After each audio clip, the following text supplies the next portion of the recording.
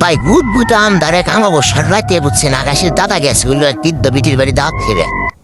হাওয়া হ্যাঁ বাড়ি 2 নম্বর আসলে বুঝছেন এলাকায় যত বিদ্যা বুটি বুটি আছে সেসব বাড়ি যায় হাওয়া লোকাল হিসুর বাড়তো যাই হোক দাঁত মাত খাইছে আম কাঁঠালের দিন খাইছে তো মনে হয় কেটলা বইরে খাইয়া দে আইতেছে নদীর পার দে না সময় আকাশের দাদা হাঁটে পিছে পিছে কি জানি হাঁটে এই লোকগুলো মনে করেন সেই সাহসী আসছিল মনে করেন একটু কবিরাজ টাইপ তো মেলা কিছু জানেন তো বিশাল সাহসী তখন আস্তে আস্তে উনিও হাঁটে পিছে পিছে কি জানি আইটা এটা আকাশের দাদা তো ডরায় নাই কে উনি মনে মনে কইতাছে কয়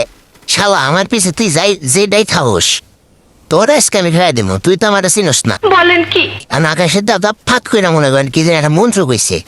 মন্ত্র কর হাতে হাতে বুঝছে না পিছে যে ডাইটা এটা আসলে লাগছিল না হাস করে বিশাল দেখি বেড়া ভূত এসে ওনার সামনে পড়ছে উনি তো মনে করেন ডয়া টয়া নাই উনি এটা কইছে হয়তো খারা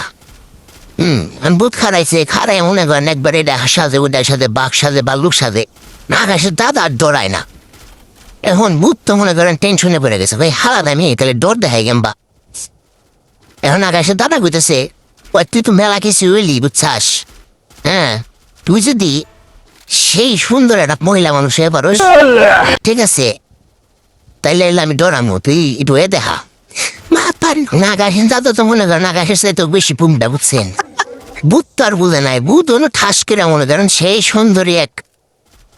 মহিলা মানুষ হয়েছে আকাশের দাদা গাঙ্গের পারে হুয়ায়া শীত করে হুয়ায়া মনে করেন দিছে গগ করে